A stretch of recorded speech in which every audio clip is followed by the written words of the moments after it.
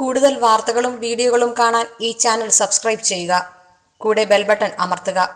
Please subscribe our channel. നമസ്കാരം. എല്ലാ മാന്യ പ്രേക്ഷകർക്കും എൻ്റെ വിനീതമായ നമസ്കാരം. നമ്മളിപ്പോൾ പ്രണയ സാഫല്യം അല്ലെ പ്രേമ സാഫല്യം നടക്കുക.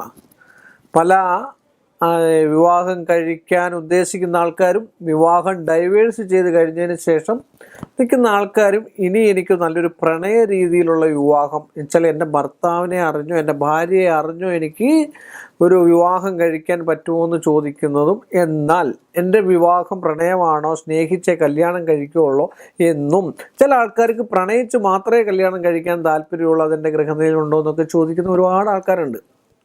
അപ്പോൾ എൻ്റെ അടുക്കൽ ഇവിടെ ഒരാൾ വിളിച്ചിട്ട് ചോദിച്ചു, വിദേശത്തുള്ള ഒരാളാണ് വിളിച്ചിട്ട് ചോദിച്ചു, ഞാൻ വിവാഹം കഴിച്ചു, ആ വിവാഹത്തിൽ നിന്ന് പ്രണയ സാഫല്യമോ അല്ലെങ്കിൽ എനിക്ക് ആ വിവാഹബന്ധത്തിൽ നിന്ന് ഒരു ഗുണമോ ഉണ്ടായിട്ടില്ല.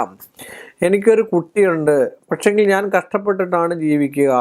ആ കുട്ടിയെ എനിക്ക് വേണം, ആ കുട്ടിയുടെ കാര്യങ്ങളൊക്കെ എനിക്ക് നോക്കി നടക്കണം, എൻ്റെ ജീവിതം അതിനു വേണ്ടി ഒഴിഞ്ഞു മാറ്റി വെച്ചിരിക്കുകയാണ്.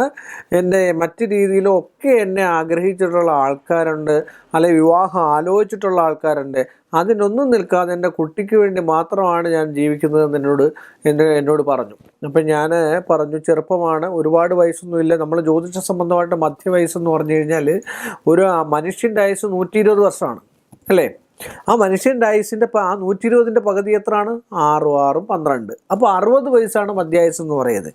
ഇതൊരു 10-43 വയസ്സേ ഉള്ളൂ. ഒരു ചതയ നക്ഷത്രമാണ്, അല്ലെങ്കിൽ ചോതി നക്ഷത്രമാണ്, അല്ലെങ്കിൽ ഒരു അശ്വതി നക്ഷത്രമാണ്, അല്ലെങ്കിൽ ഭരണിയാണ്, കാർത്തിക, ഏതെങ്കിലും ആയിക്കോട്ടെ, അല്ലെങ്കിൽ രേവതിയാണ്, ഉത്രട്ടാതിയാണ്, ഏതെങ്കിലും ആയിക്കോട്ടെ, ആ നാള് ഏത് നാളാണെങ്കിൽ തന്നെയും ഒരു വിവാഹബന്ധം വേർപെട്ട് കൊച്ചിലെ 19ാമത്തെ വയസ്സ് ഒന്നും അറിയാൻ വയ്യാത്ത സമയത്ത് വിവാഹം കഴിച്ചാണെന്ന് വിചാരിക്കാം. അപ്പോൾ അങ്ങനെ വന്നിട്ട് ഡൈവേഴ്സ് ആയതിനു ശേഷം പിന്നീട് ഒരു വിവാഹം കഴിക്കാതിരിക്കുന്നത്, ഞാൻ ചോദിച്ചു, പ്രാക്ടിക്കലായിട്ട് നമ്മൾ ചിന്തിക്കുകയാണെങ്കിൽ അത് മണ്ടത്തരല്ലേ? അപ്പോൾ ആ പുള്ളിക്കാരിക്ക് ഏറ്റവും കൂടുതൽ ഇഷ്ടം അദ്ദേഹത്തിൻ്റെ മക്കളെ നോക്കാനാണ്. പുള്ളിക്കാരി ആ മക്കളെ നോക്കി വിവാഹം കഴിപ്പിച്ച് അതിന് നല്ലൊരു ഭാവി ഉണ്ടാക്കി കൊടുക്കുക എന്നുള്ളതാണ് പിന്നെ ഉദ്ദേശം. പക്ഷേങ്കിൽ ഒരു കാര്യം, പൂർവ്വ പുണ്യസ്യ ദോഷമോ, അച്ഛനും അമ്മയും മാനസികമായിട്ടും ശാരീരികമായിട്ടുള്ള ബന്ധത്തിന് എപ്പം മുറിവ് പറ്റുന്നോ, എപ്പം മോശമാകുന്നോ, ആ മോശമാകുന്ന സമയം തൊട്ട് നമ്മൾ എത്ര സാമ്പത്തികം മുടക്കി ഒരു കുട്ടിയെ വിവാഹം കഴിച്ചു വിട്ടാലോ, ഒരു പുരുഷനെ വിവാഹം കഴിച്ചു വിട്ടെന്ന് പറഞ്ഞാലോ, ആ കുട്ടിയുടെ ജീവിതം നിങ്ങൾ തന്നെ വൈധവ്യമുള്ള സ്ത്രീകളുണ്ടെങ്കിൽ മറ്റ് രഹസ്യ ബന്ധങ്ങളോ ഒരു ബന്ധങ്ങളോ ഇല്ലാത്ത ആൾക്കാരുടെ മക്കളുടെ വിവാഹം നിങ്ങളൊന്ന് ശ്രദ്ധിച്ചു നോക്കുക. നിങ്ങളുടെ തൊട്ടയൽവക്കത്തോ അല്ലെ എവിടെയെങ്കിലും ഉണ്ടെങ്കിൽ ആ കുട്ടിയുടെ ജീവിതവും ദാമ്പത്യ സുഖം അനുഭവിക്കാതാണ് വരുന്നത്. ഞാനിത് പറയുമ്പോൾ ഒരു മോശമായിട്ടുള്ള രീതിയിലുള്ള ചിത്രീകരണം അല്ല ഉദ്ദേശിക്കുന്നത്. കാരണം ഒരാളിൻ്റെ ജീവിതത്തിൻ്റെ ഭാഗമാണ് ഞാൻ പറയുന്നത്. അപ്പം ഞാൻ ആ ഒരു ആളിനോട് പറഞ്ഞ മറ്റൊരു വിവാഹം കഴിക്കുന്നതിൽ തെറ്റില്ല. പറയാൻ മനസ്സിലല്ലേ? അത് ചൂടുവെള്ളത്തിൽ വീണ പൂച്ച ആ പച്ചവെള്ളം കണ്ടാലും അറയ്ക്കും. അതാണ് ആളിൻ്റെ സാഹചര്യം. അപ്പം കഷ്ടപ്പെടുന്നുണ്ട്, ജീവിക്കുന്നുണ്ട്, പക്ഷെ വീണ്ടും അവർ വീണ്ടും ഈ ചൂടുവെള്ളത്തിലേക്ക് തന്നെയാണ് പോകുന്നതെന്നാണ് ഞാൻ പറയുന്നത്. അപ്പോൾ അവർക്കൂടെ അത് ശരിയാണ്. അത് എന്നോട് പറഞ്ഞ എന്താണെന്ന് ചോദിച്ചു കഴിഞ്ഞാൽ, മറ്റൊരാൾ വന്നു കഴിഞ്ഞാൽ ഇതിനെ അംഗീകരിക്കാൻ ബുദ്ധിമുട്ടുണ്ട്, മക്കളെ അംഗീകരിക്കാൻ. അത് സ്വാഭാവികം, അത് 100% ഉറപ്പാണ്. അതൊരു വിധി അല്ലെങ്കിൽ ഒരു കാലയളവ്. അതിനാണ് ഏറ്റവും കൂടുതൽ ആൾക്കാർ ഒരു ഭാര്യ ഭർത്താക്കന്മാരെ നമ്മൾ 100% ഒന്നിച്ച് ഒരുമയോട് പതിവശ്യം ഇതൊക്കെ പറഞ്ഞു തരുന്നതിൻ്റെ കാര്യം എന്താ ജ്യോത്സ്യന്മാർ? പതിവശ്യം ചെയ്യുക, ഭാര്യ വശ്യം ചെയ്യുക, ഭർത്തൃവശ്യം ചെയ്യുക, ഇതൊക്കെ വശ്യം എന്ന് പറയുമ്പോൾ എല്ലാവരും മോശമാണെന്നാണ് വിചാരിക്കുക. അല്ല, കാര്യം അവരുടെ ദമ്പതി അല്ലെ അവരുടെ പാരമ്പര്യം തുടർന്നു പോകാൻ അവരുടേതായിട്ടുള്ള കർമ്മം ചെയ്തിരിക്കുന്നതായിട്ടുള്ള ഫലങ്ങൾ അവരുടെ പാരമ്പര്യത്തിലൊരു കുട്ടി ഉണ്ടാവണം, ഇല്ലേ? അതാണ് എല്ലാവരും ആഗ്രഹിക്കുന്നത്. അപ്പം അങ്ങനെയുള്ള ജീവിതം അടുത്ത തലമുറകൾ ഉണ്ടാകണം, അവർ തലമുറ നിലനിർത്തണം. അതിനാണ് രാജാക്കന്മാർ പോലും 3 കല്യാണം കഴിച്ചിരുന്നത്, ഇല്ലേ? ഒരുപാട് ആൾക്കാരില്ലേ രാജാക്കന്മാർ 3 കല്യാണം കഴിച്ചിട്ടുണ്ട്.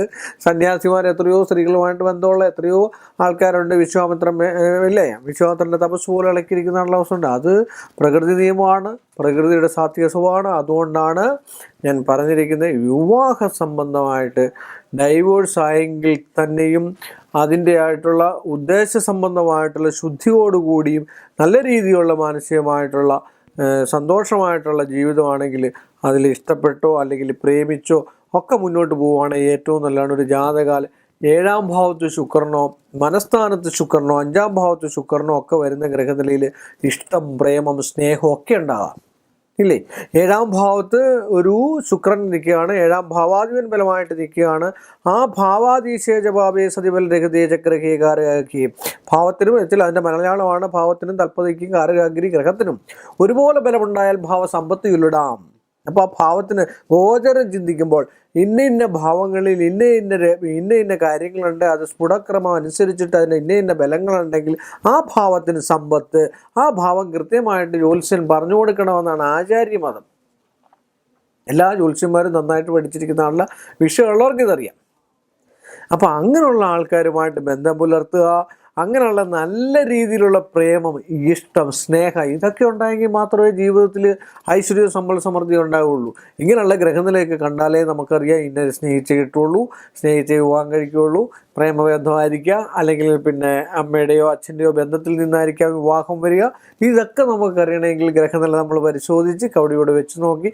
ഇനി അഥവാ അങ്ങനെയുള്ള മോശമായിട്ടുള്ളൊരു ബന്ധത്തിലാണ് ചെന്ന് ചാടുന്നതെന്ന് വെച്ചാൽ നല്ലൊരു വിവാഹം കഴിക്കാനുള്ള മാർഗത്തിന് വേണ്ടി മാന്ത്രിക സംബന്ധമായിട്ട് എന്തെങ്കിലും ചെയ്യുക. ഇതൊക്കെ ചെയ്ത് കണ്ടു കഴിഞ്ഞാൽ മനുഷ്യർക്ക് എല്ലാം ജ്യോതിഷം എന്ന് പറഞ്ഞാൽ നന്മയ്ക്ക് വേണ്ടി മാത്രമുള്ളതാണ്, ആരെയും മോശമാക്കുന്നില്ല. നന്മയ്ക്ക് വേണ്ടി മാത്രമല്ല, നന്മ മാത്രം ചെയ്യുന്ന ജ്യോതിഷന്മാരുണ്ട്. ഒരു കള്ളനാണയം അല്ലാത്ത നല്ല ജ്യോത്സ്യന്മാർ ഒരുപാട് ആൾക്കാർ, പ്രായമുള്ളവരുമുണ്ട് അല്ലാത്തവരുമുണ്ട്, പഠിച്ചതൊക്കെ ഉണ്ട്. അത് നമ്മൾ കണ്ടുപിടിക്കണം ഇതിനടുത്തുണ്ട് എന്നുള്ളത്. അത് കണ്ടുപിടിച്ച് അവരുടെ പോയി നല്ല പരിഹാരങ്ങൾ ചെയ്തു കഴിഞ്ഞാൽ ചെറിയ പരിഹാരം മതിയായിരിക്കാം, നിങ്ങൾക്ക് എല്ലാം ഫലം ഉണ്ടാകുമെന്ന് പറഞ്ഞുകൊണ്ട് ഈ എപ്പിസോഡ് ഞാനിവിടെ വൈൻഡപ്പ് ചെയ്യുന്നു. എല്ലാ മാന്യ പ്രേക്ഷകർക്കും എൻ്റെ വിനീതമായ നമസ്കാരം അർപ്പിച്ചുകൊണ്ട് വീണ്ടും കാണുന്നതുവരെ നിസ്സീമമായ നന്ദി. കൂടുതൽ വാർത്തകളും വീഡിയോകളും കാണാൻ ഈ ചാനൽ സബ്സ്ക്രൈബ് ചെയ്യുക. കൂടെ ബെൽ ബട്ടൺ അമർത്തുക. Please subscribe our channel.